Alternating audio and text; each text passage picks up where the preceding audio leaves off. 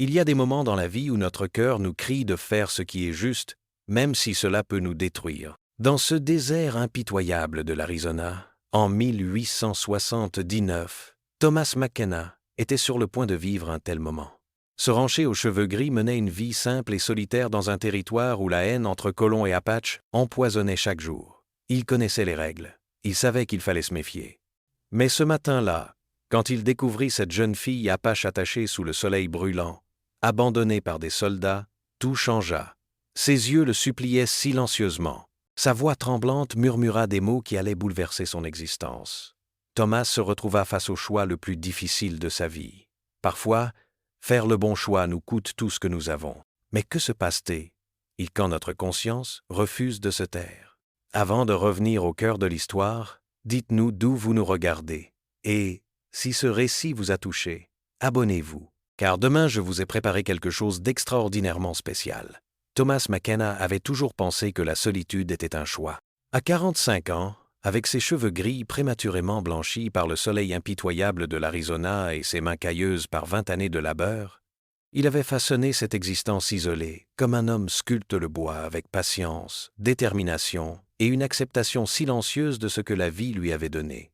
Son ranch s'étendait sur près de 3000 hectares de terre aride, bordé au nord par les contreforts rocheux des montagnes Huachuca et au sud par un ruisseau qui ne coulait qu'en période de pluie. La maison principale, construite en adobe et en bois de chêne, se dressait modestement au centre de cette étendue, protégée par quelques cotonniers qui offraient la seule ombre à des kilomètres à la ronde. C'était un endroit dur, où seuls les plus tenaces survivaient. Mais Thomas y avait trouvé une forme de paix depuis qu'il s'y était installé 8 ans plus tôt. Il avait acheté cette terre avec l'argent de l'assurance-vie de Sarah, sa défunte épouse. Sarah McKenna, née Sarah Elizabeth Crawford, était morte d'une fièvre soudaine dans leur ancienne maison du Texas, emportant avec elle non seulement l'amour de sa vie, mais aussi leur rêve d'enfant et d'une famille grandissante. Le médaillon en argent qu'elle portait toujours, orné de son portrait miniature, ne quittait jamais la poche de Thomas. Il y puisait du réconfort dans les moments difficiles, se rappelant sa voix douce et sa façon de rire quand il racontait ses histoires de voyage. Sarah avait toujours cru en la bonté des gens. « Thomas », disait-elle souvent en caressant ses cheveux bruns de ses doigts délicats, « il y a du bon en chacun de nous. Il suffit parfois de regarder au-delà des apparences. » Ces mots résonnaient encore dans sa mémoire, surtout dans un territoire où la méfiance était souvent la seule garantie de survie, car l'Arizona de 1879 était une terre de conflit. Les guerres Apaches faisaient rage depuis des décennies, opposant les tribus nomades aux colons qui s'installaient sur leurs terres ancestrales. Geronimo et ses guerriers menaient encore des raids sporadiques, défendant farouchement leur mode de vie contre l'expansion inexorable des Blancs.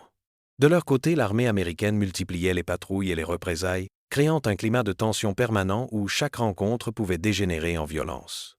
Thomas connaissait bien cette réalité. Son plus proche voisin, Jake Morrison, était aussi le shérif du comté. Un homme robuste aux épaules carrées et à la moustache fournie, Morrison incarnait la loi dans cette région reculée. Il passait au ranch une fois par mois, ostensiblement pour prendre des nouvelles, mais Thomas savait qu'il venait surtout s'assurer que le rancher solitaire ne fraternisait pas avec les mauvaises personnes.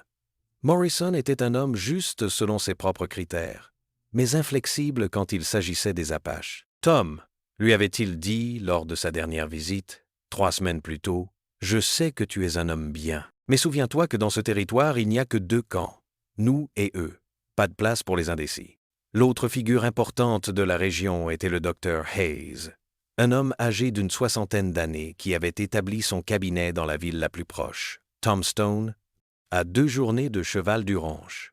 Le docteur Hayes était l'un des rares hommes que Thomas respectait vraiment. Ancien médecin militaire, il avait servi pendant la guerre de Sécession et avait vu suffisamment de souffrance pour comprendre que l'humanité ne se limitait pas à la couleur de peau ou à l'appartenance tribale. Lors de leurs rares rencontres, il parlait littérature, philosophie et médecine, évitant soigneusement les sujets politiques explosifs. Thomas menait une existence réglée comme un métronome. Chaque matin, il se levait avant l'aube pour nourrir ses 150 têtes de bétail et vérifier l'état de ses clôtures. Le travail était dur mais régulier, réparer les dégâts causés par les coyotes, surveiller les points d'eau, marquer les nouveaux veaux. Ses mains expertes maniaient le lasso et le fer à marquer avec une précision née de l'habitude.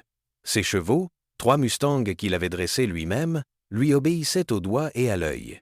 L'après-midi, quand la chaleur devenait insupportable, il se réfugiait dans sa maison pour tenir ses comptes, lire les quelques livres qu'il possédait, principalement des ouvrages d'élevage et les œuvres complètes de Shakespeare que Sarah avait adorées ou écrire dans son journal. Ce journal, qu'il tenait depuis la mort de sa femme, était devenu son confident silencieux. Il y consignait ses pensées, ses observations sur la météo et le comportement de ses animaux, parfois ses souvenirs de Sarah. Le soir venu, il s'asseyait sur la véranda avec un verre de whisky, regardant le soleil disparaître derrière les montagnes dans un embrasement de couleurs orange et pourpre. Ces moments de solitude ne lui pesaient plus. Il avait appris à apprécier le silence, le chant des coyotes au loin, le bruissement du vent dans les herbes sèches. C'était une forme de méditation, une façon de rester connecté à quelque chose de plus grand que lui. Pourtant, au fond de son cœur, Thomas savait qu'il ne s'était pas vraiment remis de la perte de Sarah. Il continuait à dresser la table pour 2 personnes par habitude, avant de se rappeler qu'il était seul. Parfois, il surprenait son reflet dans le miroir de la salle de bain et voyait un homme vieilli prématurément, marqué par la solitude et le chagrin.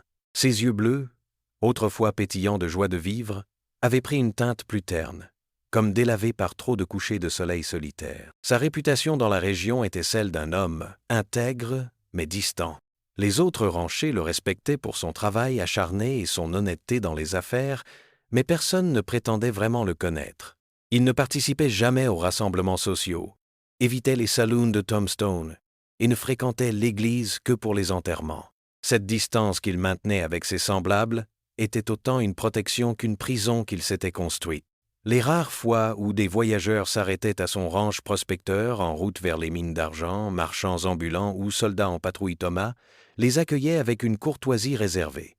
Il offrait l'hospitalité traditionnelle de l'Ouest, un repas chaud, un toit pour la nuit, de l'eau fraîche pour les chevaux. Mais il évitait les conversations prolongées, préférant écouter plutôt que parler. Cette attitude lui avait évité bien des ennuis dans une région où les opinions tranchées sur la question indienne pouvaient mener à des disputes sanglantes. Thomas avait ses propres convictions, forgées par sa relation avec Sarah et son respect naturel pour la dignité humaine. Mais il les gardait pour lui. Il avait vu trop de violence naître de malentendus et de préjugés pour vouloir y contribuer. Son bétail était sa principale source de revenus. Chaque automne, il menait ses bêtes jusqu'au marché de Tucson, un voyage de 5 jours qui représentait l'un des rares moments où il quittait vraiment son isolement. Ces expéditions lui rapportaient suffisamment d'argent pour vivre confortablement jusqu'à la saison suivante, acheter des provisions, remplacer son matériel usé et même mettre un peu d'argent de côté. Mais, au-delà de la simple survie économique, ces voyages lui permettaient de garder un lien ténu avec le monde extérieur. Dans les rues poussiéreuses de Tucson, il croisait des hommes de tous horizons, mineurs enrichis, commerçants prospères, soldats permissionnaires, parfois même des Mexicains et des Indiens pueblos qui venaient vendre leurs artisanats. Cette diversité lui rappelait que le monde était plus vaste et plus complexe que les certitudes simplistes qu'on entendait souvent dans les saloons. Le ranch lui-même portait encore les traces de sa vie d'avant. Dans la chambre principale, le côté de Sarah du lit restait impeccablement fait, comme si elle allait revenir d'un moment à l'autre. Ses robes pendaient toujours dans l'armoire. Ses livres de recettes étaient rangés dans la cuisine. Ses flacons de parfum trônaient sur la coiffeuse. Thomas n'avait pas eu le courage de se débarrasser de ces objets. Ils étaient devenus des reliques sacrées, des ancres dans un passé plus heureux. Parfois, quand la solitude devenait trop pesante, il sortait le médaillon de sa poche et contemplait le petit portrait de Sarah. Sur cette miniature, elle souriait avec cette expression de tendresse malicieuse qu'il avait tant aimée. Ses cheveux châtains étaient relevés selon la mode de l'époque, révélant la courbe gracieuse de son cou. Ses yeux noisettes semblaient encore pétiller de vie, comme si l'artiste avait réussi à capturer son essence même. « Que ferais-tu à ma place, Sarah ?» murmurait-il parfois en regardant ce portrait. Mais les réponses ne venaient jamais, et Thomas se retrouvait seul avec ses questionnements et ses doutes. Ce matin du 15 août 1879 allait changer tout cela. Thomas s'était levé comme d'habitude avant l'aube, avait nourri ses chevaux et vérifié l'état de ses clôtures nord. Le soleil montait déjà haut dans le ciel quand il décida de chevaucher vers la partie sud de son domaine pour vérifier l'état du ruisseau et compter ses bêtes dans ce secteur. C'est là, près d'un bosquet de mesquites rabougries, qu'il la vit. Elle était attachée à un poteau de bois planté dans la terre craquelée, les bras liés derrière le dos par des cordes rugueuses qui avaient entaillé ses poignets. Sa robe de cuir usé, ornée de perles colorées selon la tradition apache, était déchirée à plusieurs endroits. Ses longs cheveux noirs retombaient devant son visage, cachant partiellement ses traits. Mais Thomas pouvait voir qu'elle était jeune pas plus de 20 ans, être moins. Le soleil du milieu de journée frappait impitoyablement sur elle depuis des heures, à en juger par la rougeur de sa peau et la façon dont elle peinait à garder la tête droite. Ses lèvres étaient gercées par la soif, ses vêtements trempés de sueur. Pourtant, quand elle leva les yeux vers Thomas, il fut frappé par la fierté qui brillait encore dans son regard sombre. Thomas arrêta son cheval à une vingtaine de mètres, la main instinctivement posée sur la crosse de son revolver. Son cœur battait plus vite qu'il ne l'aurait voulu. Dans ce territoire, toute rencontre inattendue pouvait être un piège mortel. Les guerriers apaches étaient maîtres dans l'art de l'embuscade, et cette jeune fille attachée pouvait très bien être un appât pour attirer les colons imprudents. Il scruta les alentours, cherchant des signes de présence hostile. Les mesquites et les cactus offraient suffisamment de cachettes pour une douzaine d'hommes armés. Mais seul le silence du désert lui répondait, troublé uniquement par le sifflement du vent dans les herbes sèches et le bourdonnement lointain des insectes. La jeune Apache le regardait fixement, sans un mot. Ses yeux noirs étaient empreints d'une résignation douloureuse, comme si elle avait déjà accepté son sort. Pourtant, Thomas y percevait autre chose, une lueur d'espoir ténue, la supplication muette d'un être humain en détresse. Il descendit lentement de son cheval, gardant une main sur son arme. Chaque pas dans la terre poussiéreuse résonnait comme un coup de tonnerre dans le silence. Plus il s'approchait, plus il pouvait distinguer les détails de son calvaire. Les cordes avaient entaillé profondément ses poignets, laissant des traces sanglantes. Ses chevilles étaient également liées, l'empêchant de s'asseoir ou de changer de position pour soulager ses muscles endoloris. À 10 mètres d'elle, Thomas s'arrêta. Il pouvait maintenant voir son visage clairement. Elle était plus jeune qu'il ne l'avait pensé 10 à 8 ans tout au plus. Ses traits fins et réguliers auraient été beaux sans les marques de souffrance qui les creusaient. Ses pommettes hautes et sa peau cuivrée témoignaient de son héritage apache. Mais il y avait quelque chose d'inhabituel dans ses yeux, une nuance plus claire qui suggérait peu être du sang mélangé. « Qui t'a fait ça ?» demanda-t-il doucement en anglais. Elle ne répondit pas immédiatement, se contentant de l'observer avec cette intensité troublante. Puis, d'une voix rauque par la soif et l'épuisement, elle murmura « S'il vous plaît, je vous en supplie, détachez-la. » Ces mots, prononcés dans un anglais hésitant mais compréhensible, frappèrent Thomas comme une gifle.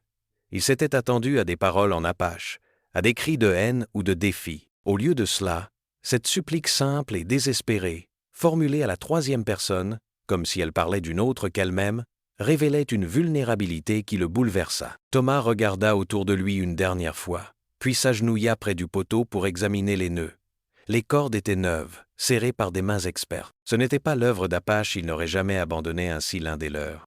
Non, cela portait la marque de soldats américains ou de miliciens, peut être des hommes de la patrouille qu'il avait vus passer près de son ranch 2 jours plus tôt. « Comment tu t'appelles » demanda-t-il en commençant à dénouer les liens de ses poignets. « Eyana » répondit-elle dans un souffle. « Eyana, fleur éternelle » Le nom résonna étrangement aux oreilles de Thomas.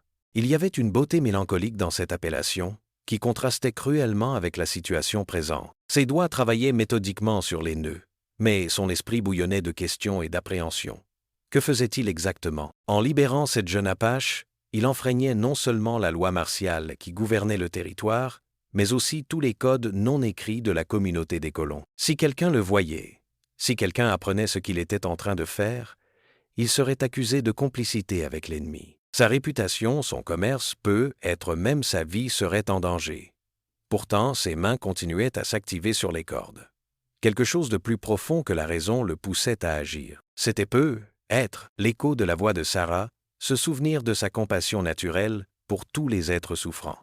Ou être était-ce simplement son humanité fondamentale qui refusait d'abandonner une créature en détresse. « Pourquoi ils t'ont attaché ici ?» demanda-t-il en libérant finalement ses poignets. Eyana massa doucement ses membres endoloris, laissant échapper un petit gémissement de soulagement. Ses mains tremblaient, autant de fatigue que d'émotion. « Soldats, ils ont attaqué notre camp. Mon frère, il s'est battu. Ils l'ont tué. Moi, ils m'ont prise. » Capitaine a dit exemple pour les autres.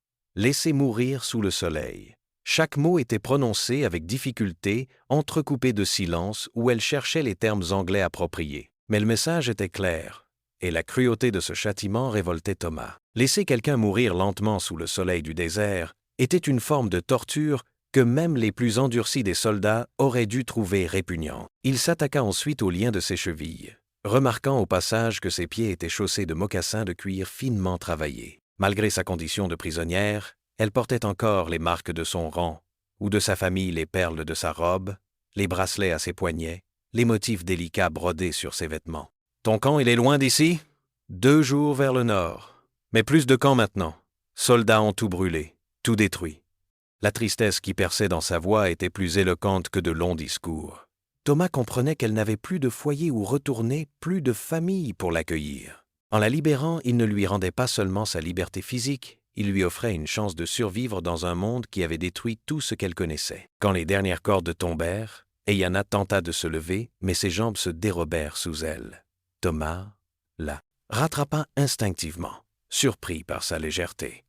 Elle était plus menue qu'elle ne paraissait, affaiblie par des heures d'exposition au soleil et probablement par plusieurs jours sans nourriture appropriée. « Doucement », murmura-t-il en l'aidant à s'asseoir dans l'ombre maigre du poteau. « Il faut que tu reprennes des forces. » Il retourna à son cheval pour prendre sa gourde et un morceau de pain sec de ses sacoches. Quand il revint, Eyanna l'observait avec une expression indéchiffrable, surprise, reconnaissance, mais aussi méfiance. Elle avait probablement appris à ne faire confiance à aucun homme blanc. « Bois lentement », conseilla-t-il en lui tendant la gourde.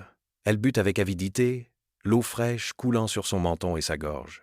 Thomas dut lui retirer doucement la gourde des mains pour l'empêcher de boire trop vite et de se rendre malade. « Merci », dit-elle simplement, et ces 2 syllabes contenaient un monde de gratitude. Thomas s'assit en face d'elle, encore sous le choc de ce qu'il venait de faire. Il avait franchi une ligne invisible, rompue avec des années de prudence et d'isolement. Pour la première fois depuis la mort de Sarah, il avait agi selon son cœur plutôt que selon sa raison. « Qu'est-ce que tu vas faire maintenant » demanda-t-il. Eyanna haussa les épaules avec une résignation qui lui serra le cœur. Marcher, chercher d'autres Apaches. Être mourir dans le désert, mais mourir libre. Cette perspective était probablement plus réaliste qu'optimiste. Une jeune femme seule dans ce territoire hostile avait peu de chances de survie. Les dangers étaient multiples. La soif, la faim, les animaux sauvages, les soldats en patrouille, les bandits, les autres tribus hostiles. Thomas sortit le médaillon de Sarah de sa poche et le contempla un instant. Que lui conseillerait-elle de faire? Il connaissait déjà la réponse. Sarah n'aurait jamais pu abandonner Eyanna à un sort aussi incertain. « Viens avec moi », dit-il soudain, surpris par ses propres paroles. Eyanna le regarda avec des yeux élargis par la surprise. Cette proposition était la dernière chose qu'elle attendait d'un homme blanc. Dans son monde, les Blancs prenaient, détruisaient, tuaient. Ils n'offraient jamais refuge à une Apache orpheline. « Pourquoi » demanda-t-elle simplement. Thomas ne savait pas comment expliquer son geste, même à lui-même. Comment pouvait-il dire à cette jeune femme qu'elle lui rappelait la compassion de sa défunte épouse? Comment lui expliquer qu'en la voyant attachée sous ce soleil brûlant, il avait retrouvé quelque chose qu'il croyait mort avec Sarah, sa capacité à agir selon son cœur plutôt que selon la prudence? « Parce que c'est la bonne chose à faire », répondit-il finalement. Il l'aida à se lever, remarquant qu'elle vacillait encore sur ses jambes. Le voyage jusqu'au ranch prendrait au moins 2 heures, et elle était trop faible pour marcher. Sans hésiter, il la hissa sur son cheval et monta derrière elle, prenant les rênes d'une main ferme. Le trajet se déroula dans un silence pesant. Thomas sentait la tension dans le corps d'Eyanna, sa méfiance naturelle luttant contre sa reconnaissance. Elle se tenait raide devant lui, évitant tout contact inutile, mais il pouvait percevoir sa fatigue dans la façon dont elle s'appuyait parfois contre lui malgré elle. Le paysage défilait lentement. Les étendues rocailleuses parsemées de cactus saguaroses, les collines ondulantes couvertes de broussailles épineuses, les ravines asséchées qui ne connaîtraient l'eau qu'avec les pluies de l'automne. C'était une terre dure, qui ne pardonnait aucune faiblesse, aucune erreur de jugement. Et pourtant, Thomas venait de commettre ce qui pourrait être la plus grande erreur de sa vie. Qu'allait-il dire au shérif Morrison lors de sa prochaine visite? Comment expliquer la présence d'une Apache dans son ranch? Les rumeurs se répandraient comme un feu de prairie dans la région. Certains l'accuseraient de collaboration avec l'ennemi, d'autres de trahison pure et simple. Sa réputation d'homme intègre mais solitaire volerait en éclats. Mais plus troublant encore était ce qu'il ressentait en cet instant. Pour la première fois depuis 8 ans, il n'était plus seul. Cette présence féminine contre lui, même teintée de méfiance et de peur, réveillait des sensations qu'il avait enfouies avec Sarah. Non pas du désir, pas encore, mais quelque chose de plus subtil. Le sentiment d'être à nouveau responsable de quelqu'un d'autre que lui-même. Quand les bâtiments de son ranch apparurent à l'horizon, Thomas sentit Ayanna se raidir davantage. Elle découvrait le lieu où elle allait peu, être passée les prochains jours, semaines ou mois de sa vie. La maison de plein pied, construite dans le style typique des ranches du Sud-Ouest, paraissait modeste mais solide. Les écuries, l'entrepôt à grains et l'enclos à bétail témoignaient d'une exploitation prospère et bien tenue. « C'est chez moi », dit-il simplement en arrêtant son cheval devant la véranda. Il l'aida à descendre, remarquant qu'elle observait chaque détail avec l'attention d'un guerrier évaluant un terrain de bataille. Ses yeux s'attardèrent sur les fenêtres, les portes, les chemins d'accès, autant d'issues de secours potentiels si la situation tournait mal. « Tu as faim » demanda Thomas en attachant son cheval au poteau de la véranda.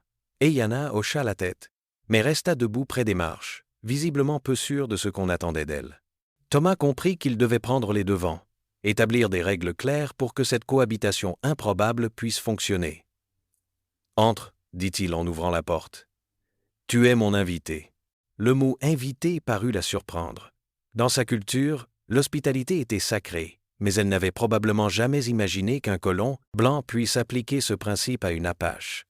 L'intérieur de la maison révéla un monde qu'Ayanna n'avait jamais vu. Les meubles en bois massif, les tapis tissés, les rideaux aux fenêtres, les livres rangés sur des étagères, tout cela témoignait d'une forme de civilisation qui lui était étrangère. Ses yeux s'arrêtèrent sur le portrait de Sarah accroché au-dessus de la cheminée. « Ta femme » demanda-t-elle doucement. « Elle est morte il y a 8 ans, » répondit Thomas, sa voix trahissant malgré lui une émotion qu'il pensait avoir maîtrisée. Ayanna hocha la tête avec une compréhension qui le troubla. Elle connaissait la perte, elle aussi. Peut être même mieux que lui. Thomas se dirigea vers la cuisine pour préparer un repas sain. Il sortit du pain, du fromage, des légumes en conserve et du café. Ses gestes étaient automatiques, façonnés par des années de solitude. Mais la présence d'Ayanna changeait tout. Il se surprit à doubler les portions, à chercher de la vaisselle supplémentaire, à préparer la table pour 2 personnes comme il ne l'avait plus fait depuis des années. « Assieds-toi », dit-il en désignant une chaise. Ayanna s'exécuta avec prudence, ses mains posées sur ses genoux, ses yeux ne quittant jamais Thomas. Elle observait chacun de ses mouvements, probablement prête à fuir au premier signe de danger. Le repas se déroula dans un silence relatif, ponctué seulement par les questions pratiques de Thomas et les réponses monosyllabiques d'Ayanna.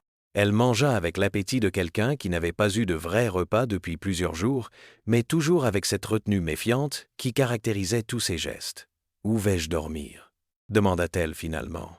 Thomas réalisa qu'il n'avait pas pensé à cet aspect pratique.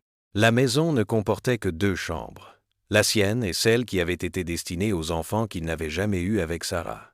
Cette 2e chambre servait maintenant de débarras et de bureau. « Je vais préparer la chambre d'amis, » dit-il. « En attendant, tu peux te reposer sur le canapé du salon. » Il se leva pour débarrasser la table, mais Ayanna l'arrêta d'un geste. « Je peux aider, » dit-elle. « Tu es fatigué, repose-toi.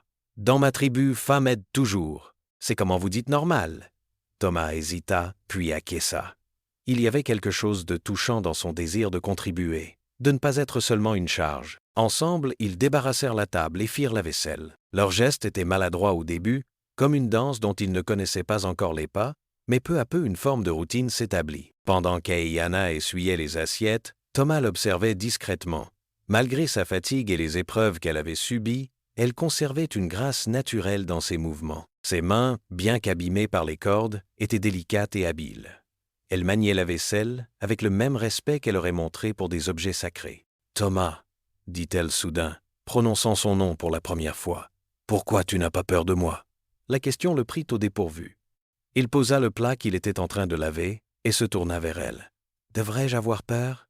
Ton peuple dit que nous sommes sauvages, dangereux, que nous tuons et volons. »« Mon peuple dit beaucoup de choses, » répondit Thomas après un moment de réflexion. « Mais je préfère juger les gens par leurs actes plutôt que par ce qu'on raconte sur eux. » Ayanna le regarda longuement, comme si elle cherchait à déchiffrer quelque chose dans son expression. « Et mes actes, qu'est-ce qu'ils te disent ? Qu'une jeune femme courageuse a survécu à l'enfer et qu'elle mérite une chance de recommencer sa vie. » Ces mots semblèrent la toucher profondément. Pour la première fois depuis qu'il l'avait trouvée, ses yeux se remplirent de larmes qu'elle essaya rapidement d'essuyer. « Merci, murmura-t-elle. Dans ma langue, nous disons Aehi. Cela veut dire merci, mais aussi reconnaissance du cœur. » Thomas hocha la tête, ému malgré lui par cette expression de gratitude sincère. Il réalisait qu'il venait de franchir un pas de plus vers une situation dont il ne pouvait prévoir les conséquences. Mais pour la première fois depuis des années, il ne se sentait plus seul dans sa propre maison. Les 3 premiers jours qui suivirent furent un exercice délicat d'adaptation mutuelle. Thomas avait aménagé la chambre d'amis, déplaçant ses livres de comptes et ses outils pour faire place à un lit simple et à une commode. Et Yana avait accepté cet arrangement avec une gratitude silencieuse, mais il sentait qu'elle restait sur ses gardes, prête à partir au moindre signe de danger. Le matin du 4e jour, Thomas se leva avant l'aube comme à son habitude pour s'occuper de son bétail. Quand il revint pour le petit déjeuner, il trouva Yana déjà debout, préparant du café sur le poêle de la cuisine. Elle avait trouvé un tablier parmi les affaires de Sarah et l'avait noué autour de sa taille. Cette vision, une femme s'activant dans sa cuisine après tant d'années de solitude, lui serra le cœur d'une façon qu'il n'avait pas anticipée. « Tu n'étais pas obligé, » dit-il doucement. « Dans ma tribu, tout le monde contribue. Je ne veux pas être, comment vous dites, un fardeau. » Son anglais s'améliorait de jour en jour, et Thomas remarquait qu'elle choisissait ses mots avec soin, soucieuse de bien se faire comprendre. Il y avait quelque chose de touchant dans cette attention, cette volonté de s'adapter à son monde. « Tu n'es pas un fardeau, Yana. Tu es. » Il s'arrêta, ne sachant comment terminer sa phrase. Que représentait-elle exactement pour lui? Une invitée? Une réfugiée? Quelque chose de plus? Complexe qu'il n'osait encore nommer. « Je suis quoi ?» demanda-t-elle, en se tournant vers lui, ses yeux sombres plongés dans les siens. « Tu es la bienvenue ici, » finit-il par dire, conscient que ces mots ne rendaient pas justice à ce qu'il ressentait vraiment. Ils prirent leur petit déjeuner ensemble, et Thomas lui expliqua sa routine quotidienne. Il avait prévu de se rendre à Tombstone dans 2 jours pour acheter des provisions et vendre quelques têtes de bétail. C'était un voyage qu'il ne pouvait reporter. Mais l'idée de laisser Yana seule au ranch l'inquiétait. « Tu veux venir avec moi ?» proposa-t-il. L'expression d'Ayana se durcit immédiatement. « Dans Ville des Blancs, ils me verront et ils penseront que tu es ma domestique mexicaine », l'interrompit Thomas. « Avec des vêtements différents, personne ne devinera tes origines. » Cette suggestion la fit réfléchir.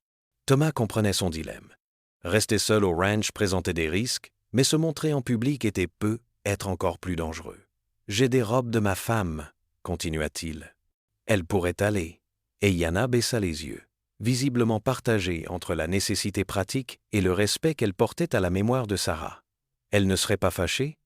La question révélait une délicatesse d'esprit qui toucha Thomas profondément.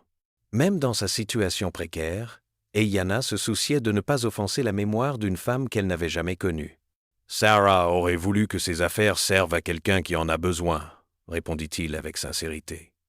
Plus tard dans la matinée, Thomas sortit plusieurs robes de l'armoire de Sarah. Yana les examina avec un respect presque religieux, effleurant les tissus délicats du bout des doigts. Elle choisit finalement une robe simple en coton bleu foncé, sans ornement voyant qui pourrait attirer l'attention. Quand elle ressortit de sa chambre vêtue de cette robe, Thomas eut le souffle coupé. La transformation était saisissante. Avec ses cheveux noirs relevés selon la mode de l'époque et cette robe qui épousait parfaitement sa silhouette menue, Yana avait perdu toute apparence d'apache pour ressembler à n'importe quelle jeune femme mexicaine de la région. Mais ce qui troublait le plus Thomas, c'était autre chose. Voir Yana porter les vêtements de Sarah créait en lui un mélange d'émotions contradictoires, nostalgie, culpabilité et quelque chose de plus troublant qu'il n'osait analyser. « Comment je suis ?» demanda-t-elle avec une pointe d'anxiété. « Parfaite !» répondit-il, et il le pensait vraiment. Les jours suivants établirent une routine qui surprenait Thomas par sa facilité naturelle. Yana l'accompagnait dans certaines de ses tâches quotidiennes, apprenant rapidement les subtilités de l'élevage. Elle avait un don naturel avec les animaux, les chevaux se calmaient en sa présence, et même les bovins les plus nerveux semblaient l'accepter. Le soir, il s'asseyait sur la véranda pour regarder le coucher du soleil. Ces moments de calme partagé devenaient précieux pour Thomas. Yana lui parlait parfois de sa vie d'avant. Son frère tué par les soldats, leur mère morte de maladie l'hiver précédent, la façon dont sa tribu avait essayé de préserver ses traditions face à l'invasion blanche. « Mon frère s'appelait Takoda », dit-elle un soir, ses yeux perdus dans les couleurs flamboyantes du couchant. Cela veut dire « ami de tous ». Il croyait qu'un jour, nos peuples pourraient vivre en paix. C'était un homme sage, répondit Thomas. Un homme mort, corrigea-t-elle avec amertume. Sa sagesse ne l'a pas sauvé des balles des soldats. Thomas entendait la douleur dans sa voix et reconnaissait ce mélange de chagrin et de colère. Il avait ressenti à la mort de Sarah cette rage impuissante contre l'injustice du destin. La mort de ceux qu'on aime nous change, dit-il doucement. Mais elle ne doit pas nous rendre amers. Sarah me disait toujours que... Il s'interrompit, réalisant qu'il venait de mentionner sa femme naturellement pour la première fois depuis des mois. Qu'est-ce qu'elle disait? Encouragea Ayanna. Que chaque jour était un cadeau, que même dans la tristesse il fallait chercher la beauté. Ayanna le regarda avec une attention nouvelle. Tu l'aimais beaucoup, plus que ma propre vie. Et maintenant, la question le prit au dépourvu.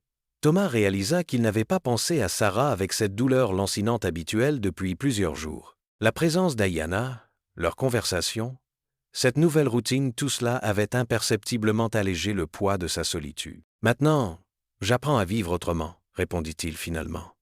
Cette nuit-là, Thomas a eu du mal à s'endormir. Il repensait à cette conversation, aux changements subtils qui s'opéraient en lui depuis l'arrivée d'Ayanna. Il ne s'agissait pas encore d'amour, il était trop tôt pour cela.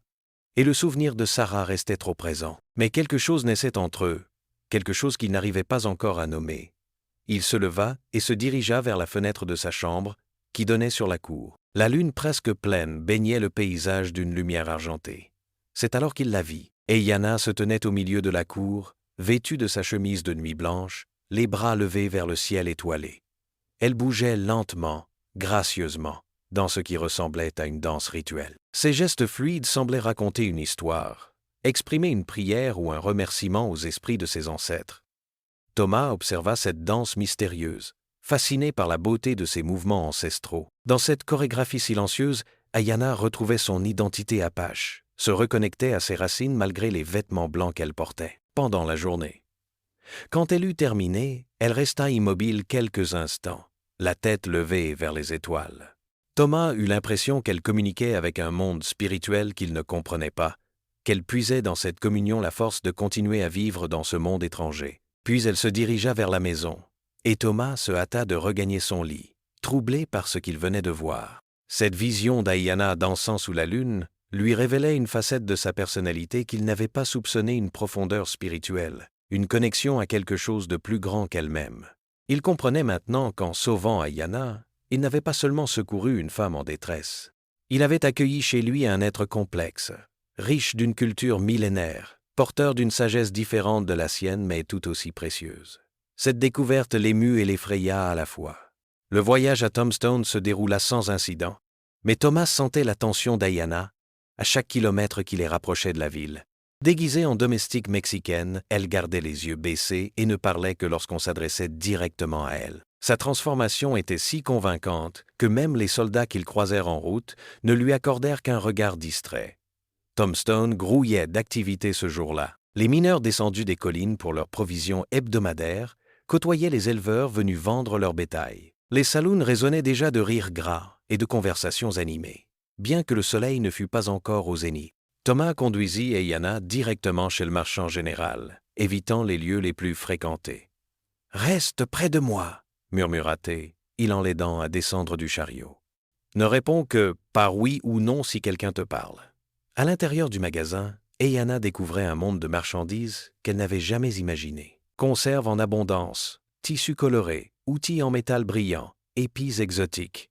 Ses yeux s'attardèrent sur un peigne en écaille orné de petites perles, mais elle n'osa rien dire. Thomas remarqua son regard et, discrètement, acheta le peigne en même temps que ses provisions habituelles. Ce geste spontané le surprit lui-même. Depuis quand se souciait-il d'offrir des cadeaux à quelqu'un? Le marchand, un homme bedonnant au sourire commercial, bavardait avec Thomas tout en empaquetant ses achats. « Belle journée pour les affaires, monsieur McKenna. Votre domestique est nouvelle? Je ne l'avais jamais vue. »« Elle vient de Tucson, » répondit Thomas sans se troubler. « Sa famille cherchait du travail. »« Ah, ces Mexicaines font de bonnes cuisinières. Vous avez eu raison de l'embaucher. Un homme seul a besoin d'une femme pour tenir sa maison. » Thomas acquiesça poliment. Mais les paroles du marchand l'irritait. Il n'aimait pas cette façon de parler d'Ayanna comme d'un simple objet, même si cette couverture était nécessaire pour la protéger. En sortant du magasin, ils tombèrent nez à nez avec le shérif Morrison. Thomas sentit son cœur s'accélérer, mais il maintint une expression neutre tandis que Morrison le saluait chaleureusement. « Tom, content de te voir en ville. Comment vont les affaires? »« Bien, Jake. Je vendais quelques têtes et je faisais mes provisions. » Le regard de Morrison glissa vers Ayanna, qui gardait les yeux obstinément fixés sur le sol.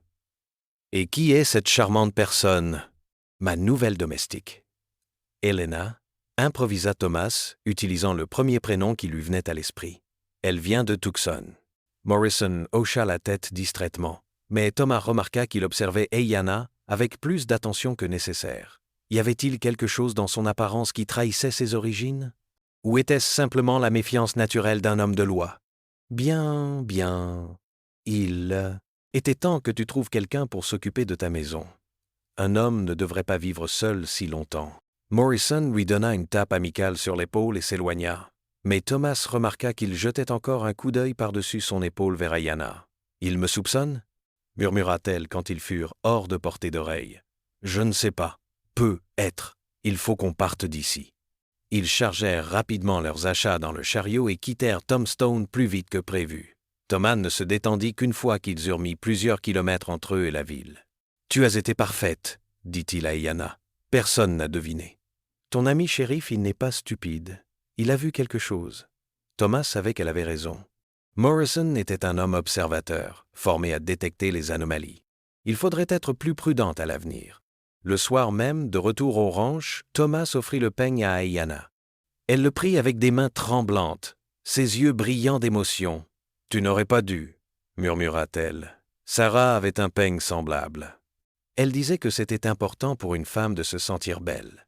Ayanna passa ses doigts sur les perles délicates, puis leva vers lui un regard chargé d'une gratitude qui dépassait la simple reconnaissance. « Merci, Thomas, pour tout. » Ce soir-là, ils s'installèrent sur la véranda selon leur habitude. Ayanna avait relevé ses cheveux avec le nouveau peigne, et Thomas remarqua comme cela mettait en valeur la courbe gracieuse de son cou. Il détourna rapidement les yeux, troublé par la direction que prenaient ses pensées. « Raconte-moi ta femme, » dit soudain Ayanna. Cette demande surprit Thomas. Depuis des années, personne ne lui avait posé de questions sur Sarah. Les gens évitaient le sujet, pensant que c'était trop douloureux. « Que veux-tu savoir? Comment elle était? Comment vous vous êtes rencontrés? » « Pourquoi? Tu l'aimais. » Thomas resta silencieux un long moment, rassemblant ses souvenirs comme on rassemble des photographies jaunies. « Je l'ai rencontrée à Houston, dans une librairie. Elle lisait Roméo et Juliette, et elle pleurait en public sans s'en rendre compte. J'ai pensé que n'importe qui capable de pleurer sur Shakespeare devait avoir une âme remarquable. » Et Ayanna sourit, la première fois qu'il la voyait vraiment sourire depuis qu'il l'avait trouvée. C'est romantique. Et après? Après, j'ai passé 3 mois à trouver des excuses pour retourner dans cette librairie. J'ai acheté plus de livres en 3 mois que dans toute ma vie précédente. Sarah s'en amusait, mais elle faisait semblant de ne pas comprendre pourquoi je venais si souvent. Elle était belle? Thomas sortit le médaillon de sa poche et le montra à Ayanna. Celle-ci l'examina avec attention, étudiant chaque détail du petit portrait. « Très belle, » murmura-t-elle. « Et heureuse. On voit le bonheur dans ses yeux. Elle était heureuse. » Nous étions heureux. Elle avait ce don de trouver de la joie dans les choses simples. Un coucher de soleil, le chant d'un oiseau, une phrase bien écrite dans un livre. « Tu lui ressembles un peu, » dit Ayanna d'une voix douce. « Cette façon de voir la beauté dans le monde, c'est pour ça que tu m'as sauvé. » Thomas la regarda, frappé par cette observation. Il n'avait jamais pensé à son geste sous cet angle. Mais peut-être, Ayanna avait-elle raison? Peut-être était-ce l'influence persistante de Sarah qui l'avait poussé à agir selon sa conscience plutôt que selon la prudence. Sarah aurait fait la même chose que moi, admit-il. Probablement plus vite et sans hésiter. Je l'aurais aimé. Cette déclaration simple toucha Thomas plus qu'il ne s'y attendait. L'idée que ces 2 femmes si importantes pour lui auraient pu être amies créait un pont étrange entre son passé et son présent. « Elle t'aurait aimé aussi ?» répondit-il avec sincérité. Ils restèrent silencieux un moment, chacun perdu dans ses pensées. Le ciel s'assombrissait progressivement, piqué d'étoiles naissantes. Dans ce calme partagé, Thomas sentait quelque chose évoluer entre eux, une intimité nouvelle qui le troublait et l'attirait à la fois. « Thomas, dit finalement Ayanna, sa voix à peine audible, est-ce que tu penses parfois que les morts nous envoient des signes, qu'ils nous guident vers les personnes qu'on doit rencontrer ?» La question le fit réfléchir. Depuis l'arrivée d'Ayanna, il avait eu plusieurs fois l'impression d'entendre la voix de Sarah, de sentir son approbation pour les choix qu'il faisait. « Peut être, répondit-il. « Pourquoi tu demandes ça ? » « Parce que depuis que je suis ici, je rêve de mon frère. Il me dit que j'ai trouvé ma place, que c'est ici que je dois être. » Ces mots créèrent un trouble profond chez Thomas. L'idée qu'Ayanna puisse rester définitivement au ranch, qu'elle en vienne à considérer cet endroit comme son foyer, éveillait en lui des sentiments qu'il n'était pas encore prêt à affronter. « Et toi, qu'est-ce que tu en penses ?» demanda-t-il. Ayanna se tourna vers lui, et dans la lumière tamisée du crépuscule, ses yeux brillaient d'une émotion qu'il n'arrivait pas à déchiffrer.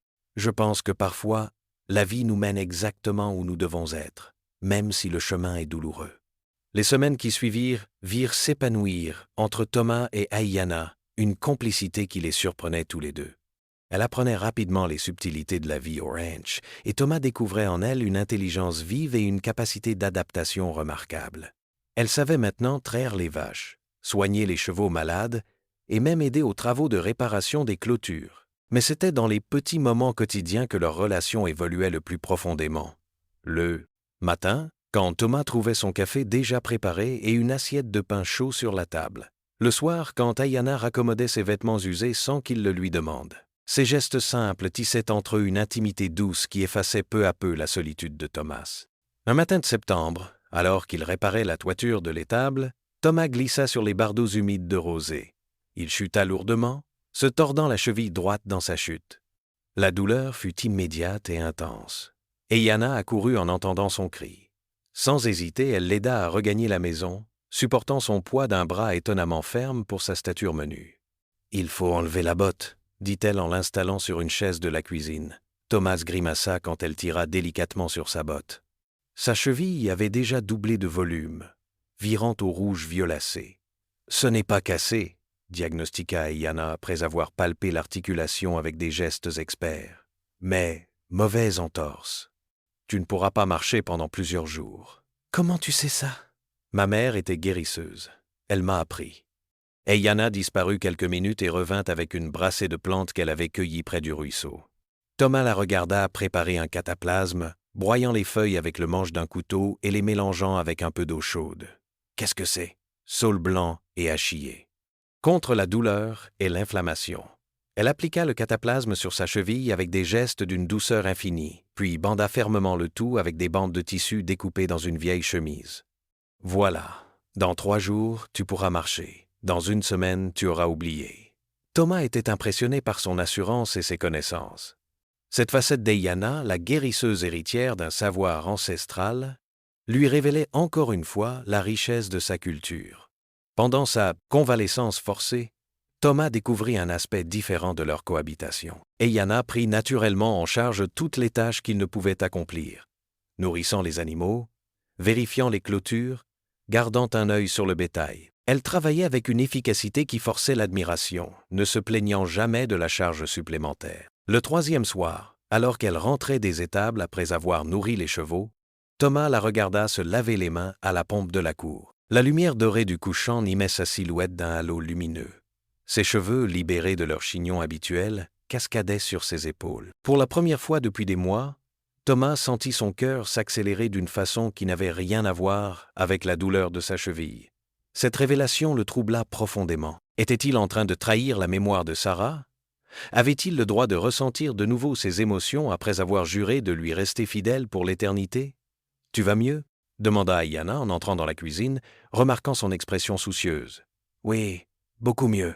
Grâce à toi. » Elle sourit, ce sourire rare qui transformait complètement son visage. « Ma mère disait que soigner les autres soigne aussi celui qui donne les soins. Prendre soin de toi m'a fait du bien. »« Ayanna, » commença Thomas, puis il s'arrêta, ne sachant comment exprimer ce qu'il ressentait. « Oui, tu comptes beaucoup pour moi, plus que je ne devrais être te le dire. » Elle le regarda longuement, ses yeux sombres sondant les siens. « Et toi, tu comptes plus pour moi que tout ce que j'ai connu depuis la mort de ma famille. » Ils restèrent silencieux, conscients tous les deux qu'ils venaient de franchir une ligne invisible. L'air entre eux semblait chargé d'électricité, vibrant de non-dits et de possibilités. Ce fut Ayana qui rompit le charme, détournant les yeux et se dirigeant vers le poêle pour préparer le dîner. Mais Thomas remarqua que ses mains tremblaient légèrement en manipulant les ustensiles. Le lendemain matin, Thomas fut réveillé par un bruit de sabots dans la cour. En regardant par la fenêtre, il vit le shérif Morrison descendre de cheval, accompagné de 2 députés qu'il ne reconnaissait pas. Son sang se glaça. « Ayana !» chuchota-t-il en se dirigeant vers sa chambre. « Reste ici et ne sors sous aucun prétexte. » Il enfila rapidement ses vêtements et sortit sur la véranda, s'appuyant sur une canne improvisée pour dissimuler sa claudication. « Jake, quelle surprise! Qu'est-ce qui t'amène ?» Morrison avait l'expression grave des mauvais jours. « Tom, j'ai besoin de te parler. Seul à seul. » Thomas hocha la tête et invita les 3 hommes à s'asseoir sur la véranda. Les députés restèrent debout, leurs mains près de leurs armes. « Il y a eu des problèmes dans la région, » commença Morrison. « Des vols de bétail, des attaques contre des fermes isolées. L'armée pense que des Apaches en fuite se cachent quelque part dans le secteur. »« Je n'ai rien remarqué d'anormal, » répondit Thomas, s'efforçant de garder une voix neutre. « Tom, il faut que je te demande quelque chose, et j'espère que tu vas être honnête avec moi. Quelqu'un t'a vu en ville l'autre jour avec une femme, une Mexicaine, paraît-il. Ma domestique, Elena. Je te l'avais présentée. Justement, mes hommes ont fait des recherches à Tucson. Aucune famille du nom que tu as donné n'a envoyé de filles travailler dans la région. » Thomas sentit la sueur perler sur son front malgré la fraîcheur matinale. Il a pu y avoir une erreur sur le nom. Tu sais comme ces gens changent facilement d'identité. Morrison se pencha vers lui, ses yeux bleus le fixant intensément. « Tom, je te connais depuis 10 ans. Tu es quelqu'un d'honnête, de droit. Mais là, j'ai l'impression que tu me caches quelque chose. Cette femme, où est-elle maintenant? Elle prépare le petit déjeuner à l'intérieur. J'aimerais lui parler. » Thomas sentit son cœur bondir dans sa poitrine. Il ne pouvait refuser sans éveiller davantage les soupçons, mais exposer Ayana aux questions de Morrison était extrêmement dangereux. Bien sûr, mais elle ne parle pas très bien anglais. Il se leva péniblement et se dirigea vers la porte. « Elena, viens ici, s'il te plaît. Le shérif veut te rencontrer. » Ayana apparut quelques instants plus tard, vêtue de la robe bleue de Sarah et arborant l'expression soumise qu'elle avait adoptée en ville. Elle gardait les yeux baissés, jouant parfaitement son rôle de domestique mexicaine intimidée. « Bonjour, mademoiselle, » dit Morrison poliment. « Comment vous appelez-vous? »« Elena Vasquez, » répondit-elle d'une voix à peine audible avec un accent mexicain parfaitement imité. « D'où venez-vous? »« Tucson, Seigneur. »« Ma famille, elle a besoin d'argent. »« Seigneur McKenna, il est bon patron. » Morrison posa encore quelques questions de routine, auxquelles Ayana répondit avec la déférence appropriée. Thomas admirait sa performance tout en redoutant qu'un détail ne la trahisse. « Bien, » dit finalement Morrison en se levant. « Désolé de vous avoir dérangé. Mais vous comprenez, avec tous ces troubles? »« Bien sûr, » acquiesça Thomas. « Tu fais ton travail. » Après le départ des 3 hommes, Thomas et Ayana restèrent silencieux un long moment.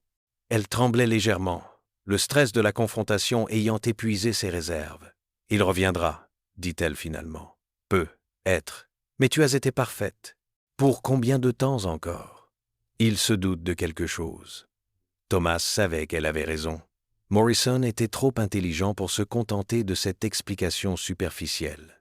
Tôt ou tard, il découvrirait la vérité. « Nous trouverons une solution, » promit-il, sans vraiment savoir laquelle.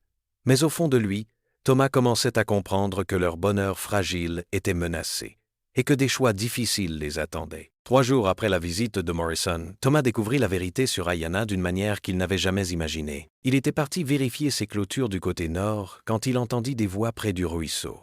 Se cachant derrière un bosquet de mesquites, il vit Ayana en conversation avec un homme apache qu'il ne reconnaissait pas. L'homme était âgé, ses cheveux gris tressés avec des plumes et des perles. Son visage buriné portait les marques de nombreuses batailles, et ses vêtements traditionnels le désignaient clairement comme un chef ou un medicine man. Il parlait avec Ayana dans leur langue natale, ses gestes expressifs trahissant l'urgence de son message. Thomas ne comprenait pas leurs paroles, mais il voyait qu'Ayana était bouleversée. Plusieurs fois, elle secoua la tête avec véhémence, pointant du doigt vers le ranch. L'homme insistait, posant ses mains sur ses épaules dans un geste paternel. Finalement, Ayana sortit quelque chose de sa robe, un petit sac en cuir, orné de motifs complexes que Thomas n'avait jamais vus. L'homme l'examina avec attention, puis hocha la tête gravement. Il parla encore quelques minutes, embrassa Ayana sur le front, puis disparut dans les broussailles aussi silencieusement qu'il était venu. Thomas attendit qu'Ayana soit rentrée au ranch avant de regagner la maison. Il la trouva dans la cuisine, préparant le dîner comme si de rien n'était. Mais il remarqua ses mains tremblantes et ses yeux rougis. Qui était cet homme? Demanda-t-il sans préambule. Ayana sursauta, renversant la louche qu'elle tenait. Quel homme? L'Apache près du ruisseau. Je vous ai vu parler. Le visage d'Ayana se ferma, retrouvant cette expression méfiante qu'elle avait perdue au fil des semaines. M'espionnais? J'ai entendu des voix. J'ai voulu vérifier que tu n'étais pas en danger. Qui était-ce, Ayana? Elle resta silencieuse un long moment, pesant visiblement ses mots. Mon grand-père. Le père de ma mère. Ton grand-père? Mais tu m'avais dit que toute ta famille était morte. Ma famille directe, oui. Mais dans notre culture, la famille s'étend bien au-delà des parents et des frères. Nahal, c'est son nom. Il est le sage de notre clan. Thomas sentit une colère sourde monter en lui, non pas à cause du mensonge, mais à cause de ce que cela impliquait. Qu'est-ce qu'il voulait? Ayana détourna les yeux, incapable de soutenir son regard. Il m'a apporté des nouvelles. Des survivants de mon clan se regroupent plus au nord. Ils forment une nouvelle communauté, loin des soldats. Et il veut que tu les rejoignes. Ce n'était pas une question.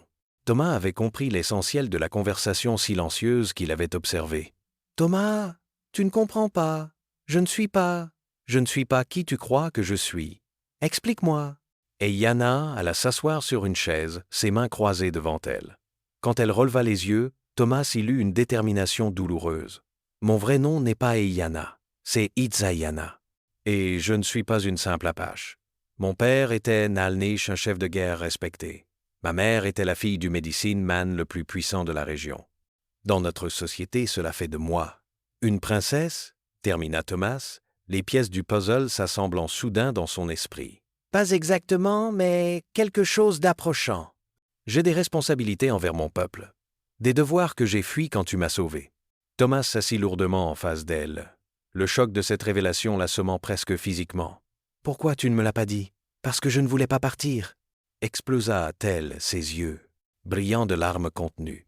Pour la première fois de ma vie, j'étais libre d'être simplement moi-même. Pas la fille du chef, pas l'héritière d'une lignée, pas le symbole d'un peuple en guerre. Juste Ayana, une femme qui apprend à vivre et à aimer.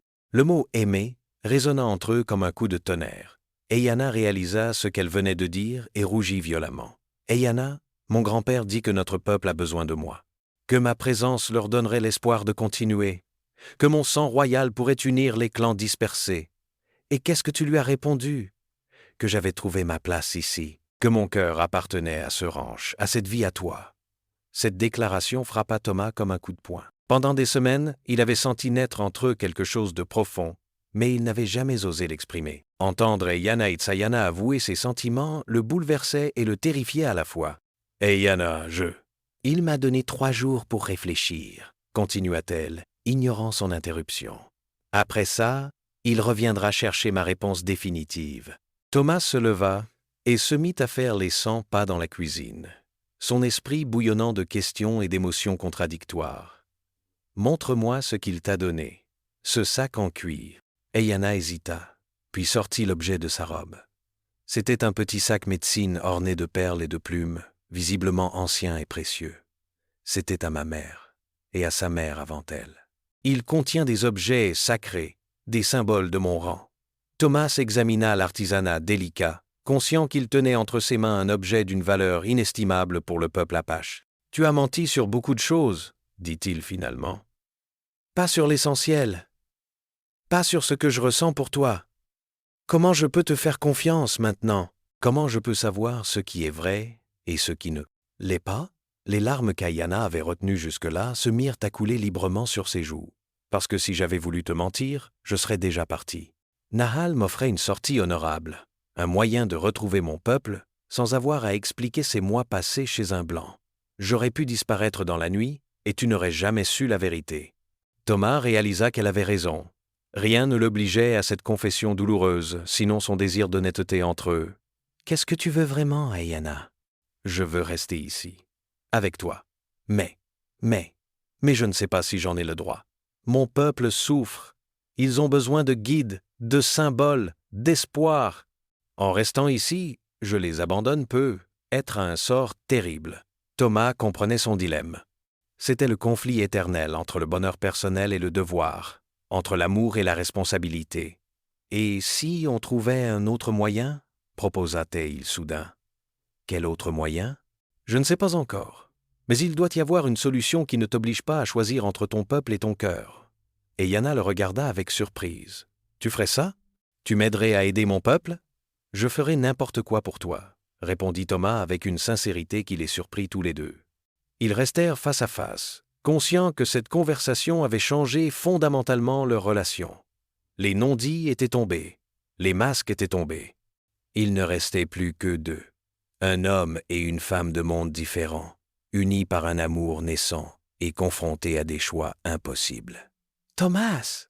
murmura Ayana en s'approchant de lui. « Quoi qu'il arrive, je veux que tu saches que ces mois ici ont été les plus heureux de ma vie. Tu m'as rendu ma dignité, ma joie de vivre. Tu m'as montré qu'il était possible d'aimer sans crainte. Et Yana, Elle posa un doigt sur ses lèvres, l'interrompant. « Laisse-moi finir. Je t'aime, Thomas McKenna. Je t'aime de tout mon cœur, de toute mon âme.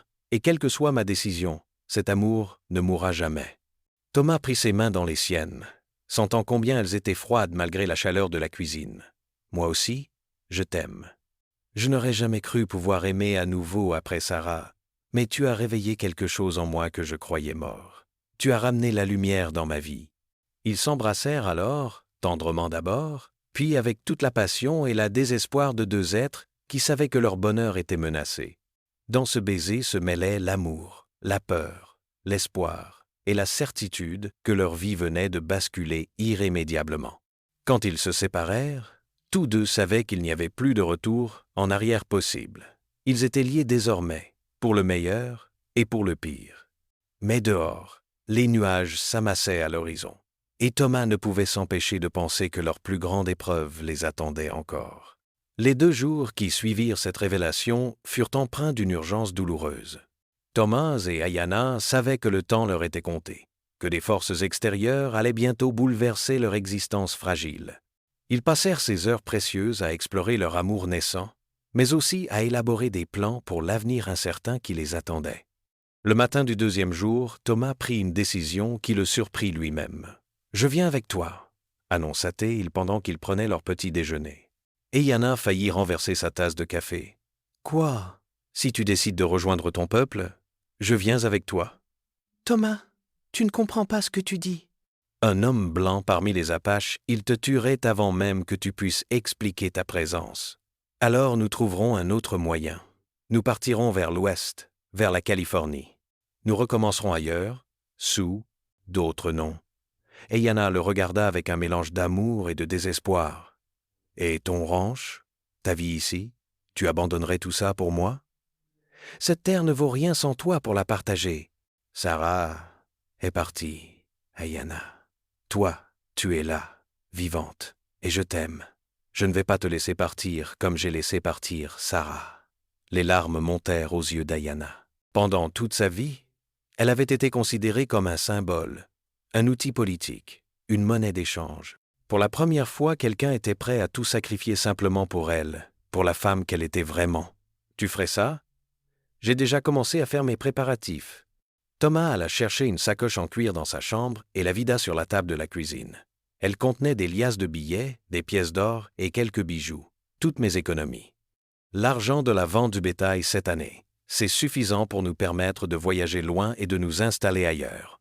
Et le ranch? Je peux le vendre au voisin Harding. Il lorgne mes terres depuis des années. Ou alors, je l'abandonne simplement. Ce ne sont que des pierres et du bois, Ayana. Tu es plus importante que tout ça. Ayana prit ses mains dans les siennes, émue aux larmes par cette preuve d'amour. Je ne peux pas te laisser faire ça. Tu as construit ta vie ici. Tes souvenirs de Sarah sont ici. Sarah comprendrait. Elle voudrait que je sois heureux. Et mon bonheur, c'est toi. Ils passèrent la matinée à élaborer des plans d'évasion. Thomas avait étudié les cartes. Il pourrait se diriger vers Tucson, puis prendre le train vers Los Angeles. Avec de faux papiers qu'il savait ou obtenir moyennant finance, il pourrait s'installer en Californie sous une nouvelle identité. Nous dirons que tu es mexicaine, comme nous l'avons fait à Tombstone. Personne ne posera de questions. Et si ton ami le shérif nous poursuit? Nous aurons plusieurs jours d'avance. Le temps qu'ils comprennent ce qui s'est passé, nous serons déjà loin. Mais leurs préparatifs furent interrompus par l'arrivée inattendue du Dr. Hayes. Le vieil homme descendit de son buggy avec l'expression grave de quelqu'un qui apporte de mauvaises nouvelles. « Dr. Hayes, qu'est-ce qui vous amène? »« Tom, il faut qu'on parle. » En privé. Thomas jeta un coup d'œil à Aiyana, qui se dirigea discrètement vers l'intérieur de la maison. « Qu'est-ce qui se passe? » Le Dr. Hayes s'assit lourdement sur les marches de la véranda, soudain paraissant ses 60 ans. Il y a eu des développements inquiétants en ville. Morrison reçoit une pression énorme de l'armée pour retrouver les Apaches qui se cachent dans la région. Le colonel Patterson est arrivé de Fort Huachuca avec 2 compagnies de soldats. Et alors? Alors Morrison a des soupçons sur toi, sur ta supposée domestique mexicaine. Il a envoyé un télégramme à Tucson pour vérifier ton histoire. Thomas sentit son estomac se nouer. Qu'est-ce qu'il a découvert? Rien pour l'instant, mais ce n'est qu'une question de temps. Tom, je ne sais pas quelle est ta situation exacte, mais si tu caches quelque chose, il vaut mieux que tu me le dises maintenant. Je suis peu, être le seul à pouvoir t'aider. Thomas regarda ce vieil homme qui avait toujours été bon avec lui. Le docteur Hayes était un homme de principe, quelqu'un en qui on pouvait avoir confiance. Après un moment d'hésitation, il prit sa décision. « Docteur, vous me promettez le secret médical? » « Bien sûr. Elena n'est pas mexicaine. C'est une Apache. Je l'ai trouvée attachée dans le désert, abandonnée par des soldats. Je n'ai pas pu la laisser mourir. » Le docteur Hayes ferma les yeux et soupira profondément. « Mon Dieu, Tom, tu sais ce que tu risques? » « Je le sais, mais je ne regrette rien. Je l'aime, docteur. »« Tu l'aimes? Plus que ma propre vie. » Le docteur Hayes resta silencieux un long moment, pesant les implications de cette révélation. Où est-elle maintenant? À l'intérieur. Voulez la rencontrer? Si elle accepte. Thomas appela Aiyana, qui sortit prudemment de la maison. Le docteur Hayes l'observa attentivement, remarquant aussitôt l'intelligence et la dignité qui émanaient de sa personne. « Bonjour, mademoiselle. Thomas m'a dit la vérité sur votre identité. » Aiyana regarda Thomas avec surprise, puis acquiesça gravement. « Bonjour, docteur. Je suis désolé pour la tromperie. Ne le soyez pas. Dans votre situation, j'aurais fait pareil. Puis-je vous demander votre vrai nom? »« It's Aiyana. Mais Thomas m'appelle Aiyana. It's Aiyana. C'est un beau nom. Qu'allez-vous faire maintenant? » Thomas et Aiyana échangèrent un regard. « Nous partons, » dit Thomas. « Cette nuit, si possible, nous allons en Californie. » Le docteur Hayes hocha la tête lentement. « C'est probablement la seule solution. Mais vous devez savoir que Morrison compte revenir demain avec des soldats. Il va fouiller le ranch. Alors nous devons partir ce soir, décida Thomas. « Attendez, » dit le docteur Hayes. « J'ai peut être une meilleure idée. » Il se leva et fit quelques pas, visiblement en train de réfléchir. « J'ai des amis à Tucson, des gens qui aident les réfugiés mexicains à traverser la frontière. Ils pourraient vous aider à obtenir de vrais papiers, à organiser votre voyage de façon moins visible. »« Vous feriez ça pour nous? » demanda Aiyana. « Ma chère enfant, j'ai passé ma vie à soigner des gens. Blancs, Mexicains, Indiens, la souffrance n'a pas de couleur. Ce que vous vivez avec Thomas, cet amour qui transcende les barrières, c'est exactement ce dont ce territoire a besoin. » Il sortit un papier de sa poche et griffonna quelques lignes. « Voici l'adresse de mon ami Miguel Santos. Tucson. Dites-lui que vous venez de ma part. Il vous aidera. » Thomas serra la main du vieil homme avec émotion. « Docteur, je ne sais comment vous remercier. En étant heureux, Thomas. En vivant une belle vie ensemble. C'est la meilleure façon de me remercier. » Après le départ du Dr. Hayes, Thomas et Aiyana accélérèrent leurs préparatifs.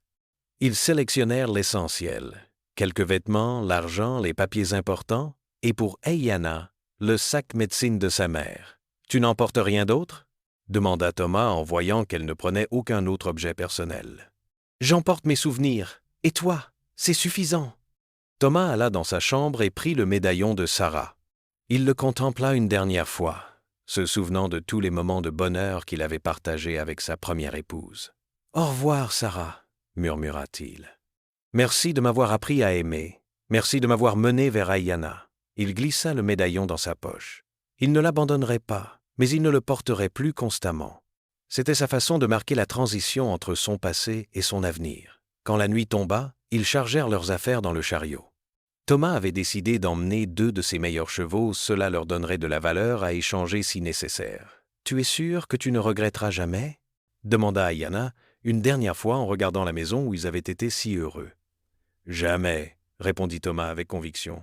« Ma maison, c'est toi maintenant. » Il s'apprêtait à partir quand un bruit de sabots résonna dans la nuit. Thomas sentit son sang se glacer. Des cavaliers approchaient, plusieurs d'après le bruit. « Cache-toi » chuchota-t-il à Ayanna. « Vite !» Mais il était trop tard. Les cavaliers émergèrent de l'obscurité, et Thomas reconnut la silhouette du shérif Morrison accompagné de 6 soldats en uniforme. « Bonsoir, Tom » dit Morrison d'une voix froide. « Belle nuit pour un voyage, on dirait. » Thomas comprit que leur fuite avait échoué avant même d'avoir commencé. Le piège se refermait sur eux. « Jake, qu'est-ce qui t'amène si tard? »« Tu le sais très bien. Où est l'Apache, Tom? » La mascarade était terminée. Morrison savait tout. Thomas regarda Morrison droit dans les yeux, sachant que le moment de vérité était arrivé. Derrière le shérif, les soldats avaient dégainé leurs armes, leurs visages tendus dans la lumière vacillante des torches qu'ils portaient. « Je ne sais pas de quoi tu parles, Jake. » « Arrête, Tom. Le télégramme de Tucson est arrivé cet après-midi. Aucune famille Vasquez n'a envoyé de filles dans la région. Et ce n'est pas tout, nous avons retrouvé les restes du camp Apache attaqué il y a 2 mois. Il manquait une prisonnière, une jeune femme que les soldats avaient laissée attachée dans le désert. » Morrison descendit de cheval, sa main posée sur la crosse de son revolver. « Alors je te redemande, où est l'Apache? » Thomas sentit la présence d'Ayanna derrière lui. Elle était sortie de sa cachette, comprenant que fuir ne servirait plus à rien. Elle se plaça à côté de lui, droite et fière, malgré le danger mortel qui les menaçait. « Je suis là, » dit-elle simplement. Les soldats pointèrent immédiatement leurs fusils vers elle, mais Morrison leva la main pour les arrêter. « Alors c'est vrai, » murmura-t-il, visiblement ébranlé par cette confirmation. « Tom, nom de Dieu, qu'est-ce qui t'a pris? Tu sais ce que tu risques? »« Je sais exactement ce que je risque, » répondit Thomas d'une voix ferme. « Et je le referai sans hésiter. Tu as caché une Apache en fuite? Tu as menti à un représentant de la loi? Tu as... »« J'ai sauvé une femme innocente qu'on avait laissée mourir sous le soleil ?» explosa Thomas. « J'ai fait ce que tout homme décent aurait dû faire. » Le sergent qui accompagnait Morrison s'avança d'un pas. « Shérif, nous devons les arrêter tous les 2. Nos ordres sont clairs. » Morrison regarda tour à tour Thomas et Ayanna, son visage exprimant un conflit intérieur douloureux. « Tom, tu es mon ami depuis 10 ans. Je ne veux pas te voir finir au bout d'une corde. Dis-moi que tu as été manipulé, que cette femme t'a ensorcelé. Dis quelque chose qui puisse t'aider. »« Je ne dirai rien de tel, » répondit Thomas avec une dignité tranquille. « J'aime cette femme. Elle s'appelle Ayanna, et c'est la personne la plus courageuse et la plus noble que j'ai jamais rencontrée. Si c'est un crime de l'aimer, alors je suis coupable. » Ayanna lui prit la main, entrelaquant leurs doigts dans un geste de solidarité absolue. « Et moi, j'aime cet homme, » dit-elle d'une voix claire qui porta dans le silence de la nuit. « Il m'a rendu ma dignité quand votre armée avait tenté de me la prendre. Il m'a montré qu'il pouvait y avoir de la bonté même entre nos peuples ennemis. » Le sergent s'impatientait. « Shérif, nous perdons du temps. Arrêtons-les et terminons-en. » Mais Morrison hésitait encore. Thomas vit cette hésitation et décida de jouer sa dernière carte. « Jake, tu te souviens de ta femme Mary? De comme tu l'aimais? »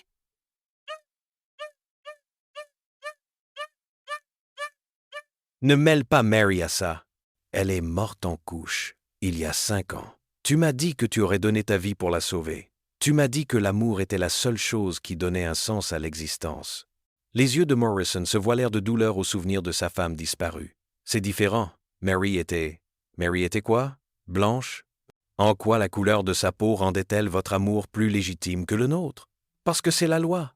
Parce que c'est comme ça que fonctionne le monde. Non, intervint Ayanna d'une voix douce mais ferme. C'est comme ça que les hommes ont décidé que le monde devait fonctionner. Mais l'amour ne connaît pas ces lois-là.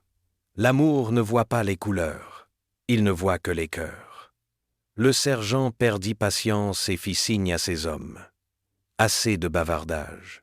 Arrêtez-les. 2 soldats s'avancèrent vers eux, Mais Morrison les arrêta d'un geste brusque. « Attendez !» Il se tourna vers Thomas, ses yeux bleus brillant d'une émotion intense. « Tom, je vais te donner une chance. Une seule. Prends tes affaires et partez. Maintenant, tous les deux. Je dirais que vous étiez déjà partis quand nous sommes arrivés. » Le sergent protesta immédiatement. « Shérif, vous ne pouvez pas. Je suis responsable de cette opération, » rugit Morrison. « Et je décide. » Thomas regarda son vieil ami avec une gratitude immense. « Jake, ne dis rien. Partez simplement et ne revenez jamais dans ce territoire. » Thomas et Ayanna se dirigèrent rapidement vers leur chariot, mais le sergent n'était pas disposé à laisser filer ses proies si facilement. « Soldats, arrêtez-les! C'est un ordre! » Les 6 hommes levèrent leurs fusils, pris entre les ordres contradictoires de leurs supérieurs. Morrison dégaina son revolver et le pointa vers le sergent. « Le premier qui tire sans mon ordre, je l'abats. » La tension était à son comble. 6 fusils pointés vers Thomas et Ayanna, un revolver pointé vers le sergent. Et au centre de cette confrontation mortelle, 2 êtres humains dont le seul crime était de s'aimer. C'est alors qu'une voix s'éleva dans l'obscurité. « Laissez-les partir. » Tous se tournèrent vers la source de cette voix. Du rideau d'arbres émergea une silhouette que Thomas reconnut immédiatement. Nahal, le grand-père d'Ayanna, accompagné d'une douzaine de guerriers apaches armés jusqu'aux dents. La situation venait de basculer dramatiquement. Le silence qui suivit l'apparition de Nahal et de ses guerriers était lourd de menaces. Les soldats pivotèrent instinctivement vers cette nouvelle menace, leurs fusils maintenant partagés entre les Apaches et Thomas. Morrison gardait son arme pointée vers le sergent, créant un triangle mortel où le moindre geste inconsidéré pouvait déclencher un massacre. Nahal s'avança lentement, ses mains visibles mais près de ses armes. Malgré son âge, il dégageait une autorité naturelle qui commandait le respect, même chez ses ennemis. Ses yeux sombres balayèrent la scène, évaluant rapidement les forces en présence. « Grand-père » murmura Ayanna, partagée entre soulagement et terreur. Le vieil Apache la regarda avec une tendresse paternelle, puis tourna son attention vers Thomas. « Homme blanc qui a sauvé ma petite fille, » dit-il dans un anglais hésitant mais compréhensible. « Tu as donné honneur à ta race. » Le sergent, rouge de colère et de frustration, cria vers Morrison. « Shérif, vous voyez, ils sont de mèche. Cette femme est un appât. »« Il faut tous les arrêter. » Morrison gardait son calme, conscient que la situation pouvait exploser à tout moment. « Sergeant Thompson, baissez votre arme. Nous sommes en infériorité numérique. »« Jamais. Nous représentons l'armée des États-Unis. » Nahal leva une main apaisante. « Nous ne voulons pas la guerre ce soir. Nous venons seulement chercher Itzayana. »« Elle ne partira pas, » déclara Thomas d'une voix ferme. « Elle a choisi de rester avec moi. » Le regard de Nahal se durcit. « Tu ne comprends pas, homme blanc. Itzayana n'est pas une femme ordinaire. Elle porte le sang des chefs. Notre peuple a besoin d'elle. »« Mon peuple mourra sans moi, » ajouta tristement Ayanna. « Ils n'ont plus d'espoir, plus de direction. Je suis la dernière de ma lignée. » Thomas sentit son cœur se briser. Il comprenait enfin l'ampleur du sacrifice qu'Ayanna avait accepté en restant avec lui. Elle n'avait pas seulement abandonné sa famille, elle avait abandonné tout un peuple qui comptait sur elle. « Alors viens avec nous, » proposa-t-il soudain à Nahal, « et mène ton peuple vers l'ouest. Nous partirons tous ensemble. » Le vieil Apache secoua la tête. « Impossible. Nous ne pouvons pas vivre dans le monde des Blancs, et tu ne peux pas vivre dans le nôtre. Nos mondes sont trop différents. »« Il doit y avoir un autre moyen, » insista Thomas. Le sergent Thompson profita de cet échange pour murmurer des ordres à ses hommes. Morrison, qui surveillait du coin de l'œil, vit les soldats se repositionner discrètement. « Thompson » aboya-t-il. « J'ai dit de ne pas bouger. » Mais le sergent était déterminé à en finir. D'un geste brusque, il frappa le bras de Morrison, déviant son tir, et hurla. « Feu !» Le premier coup de feu retentit comme un coup de tonnerre dans la nuit. L'un des guerriers apaches s'effondra, touché à l'épaule. En réponse, une flèche siffla et se planta dans la cuisse d'un soldat. « Non !» cria Ayanna. Mais il était trop tard. La fusillade éclata de toutes parts. Morrison plongea derrière son cheval, tentant de reprendre le contrôle de la situation. Thomas saisit Ayanna et la tira derrière leur chariot. « Arrêtez !» hurla-t-il. « Arrêtez le feu !» Nahal, malgré les balles qui sifflaient autour de lui, cria quelque chose en apache. Ses guerriers cessèrent immédiatement de tirer, mais les soldats continuaient leur barrage. « Thompson, cessez le feu !» ordonna Morrison, mais le sergent était pris dans sa propre folie. C'est alors qu'Ayanna fit quelque chose d'inattendu. Elle se leva au milieu des tirs et marcha délibérément vers le centre de la cour, les bras levés. « Arrêtez !» cria, elle, d'une voix qui porta par-dessus le fracas. « Au nom de tous ceux qui sont morts, arrêtez !» Sa bravoure était si saisissante que, peu à peu, les armes se turent. Elle se tenait là, vulnérable, entre les deux camps, incarnation vivante de la tragédie qui déchirait cette terre. « Je suis Itsayana, fille de Nalnesh, petite fille de Naal, déclara-t-elle d'une voix qui tremblait d'émotion. Et je dis que ça suffit, assez de morts, assez de haine. Elle se tourna vers Naal. « Grand-père, notre peuple souffre, mais la guerre ne fera qu'empirer sa souffrance. » Puis vers Morrison et les soldats. « Et vous, vous défendez une terre qui ne vous appartient que par la force. » Mais la force ne construit rien de durable. Enfin, elle regarda Thomas. « Thomas m'a montré qu'il était possible d'aimer par-delà nos différences. Cet amour peut-il servir à autre chose qu'à notre bonheur personnel ?» Un silence profond s'abattit sur la scène. Même le sergent Thompson avait baissé son arme, frappé par l'autorité naturelle de cette jeune femme. « Qu'est-ce que tu proposes ?» demanda finalement Nahal. Ayanna inspira profondément, sachant qu'elle s'apprêtait à prendre la décision la plus importante de sa vie. « Je propose un échange. Quelque chose qui pourrait sauver mon peuple sans que personne d'autre ait à mourir. »« Quel échange ?» questionna Thomas, pressentant que sa réponse allait changer leur destin à tous. Ayanna sortit le sac médecine de sa mère de sa robe et le tint à bout de bras.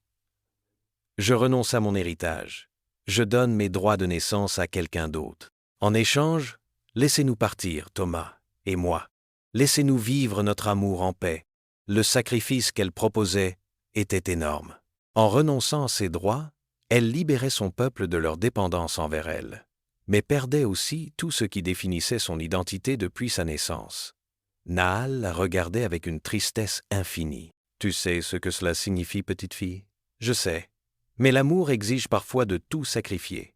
Et je préfère être libre avec Thomas que prisonnière de ma destinée sans lui. » Nahal contempla le sac médecine que lui tendait sa petite fille, ce symbole ancestral qui représentait des siècles de tradition et de pouvoir.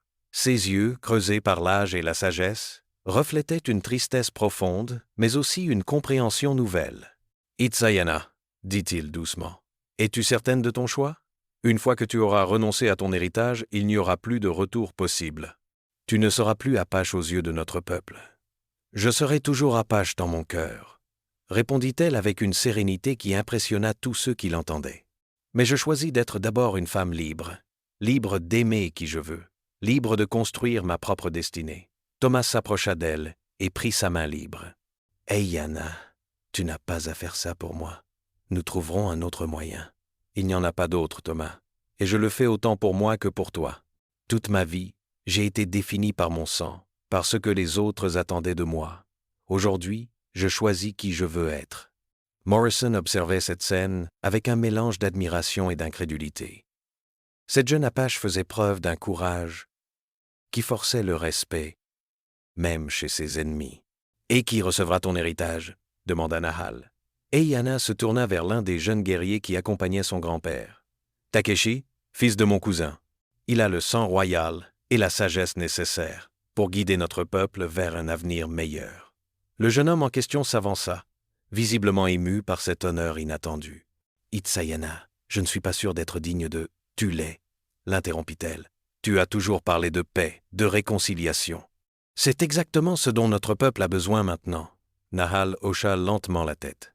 Après un long moment de réflexion, il accepta le sac médecine des mains de sa petite fille et le remit solennellement à Takeshi. « Que les esprits de nos ancêtres te guident, » murmura-t-il, « et qu'il pardonne à cet vieil homme de laisser partir celle qu'il aime, le plus au monde. » Ayanna s'approcha de son grand-père et l'embrassa tendrement. « Merci, grand-père, merci de comprendre. »« Je ne comprends pas, » avoua le vieil homme, « mais je respecte ton choix. C'est peu être cela, la vraie sagesse. » Le sergent Thompson, qui avait assisté à toute cette scène sans rien dire, explosa soudain. « Shérif Morrison, vous ne pouvez pas les laisser partir. Cette femme reste une Apache en fuite. » Morrison se tourna vers lui avec une expression glaciale. « Sergent, cette femme vient de renoncer officiellement à son statut tribal. Aux yeux de la loi, elle n'est plus Apache. Elle n'est plus recherchée. » « Mais c'est absurde !»« On ne peut pas, Sergeant Thompson, » coupa Morrison d'une voix d'acier. « Vous venez d'ouvrir le feu sans mon autorisation, mettant en danger une opération délicate. Je vais mentionner cet incident dans mon rapport. Maintenant, rassemblez vos hommes. Nous partons. » Les soldats, soulagés d'éviter un affrontement qui aurait pu tous les tuer, s'empressèrent d'obéir. Le blessé fut hissé sur son cheval, et bientôt la troupe se préparait à repartir. Avant de monter en selle, Morrison s'approcha de Thomas. « Tom, officiellement je n'ai trouvé personne ici ce soir. Votre domestique mexicaine avait déjà quitté votre emploi quand nous sommes arrivés. Merci Jake, je n'oublierai jamais ce que tu as fait pour nous. Sois heureux, Tom, et ne reviens jamais dans ce territoire. Pour votre sécurité à tous les deux. » Les soldats s'éloignèrent dans la nuit, leurs torches créant des ombres dansantes qui finirent par disparaître. De leur côté, les guerriers Apaches se préparaient également à partir. Nahal donna ses dernières instructions à Takeshi, puis s'approcha une dernière fois d'Ayanna. « Adieu, Itsayana qui était ma petite fille. Bonjour, Ayanna qui a choisi l'amour. Au revoir, grand-père. Prenez soin de notre peuple.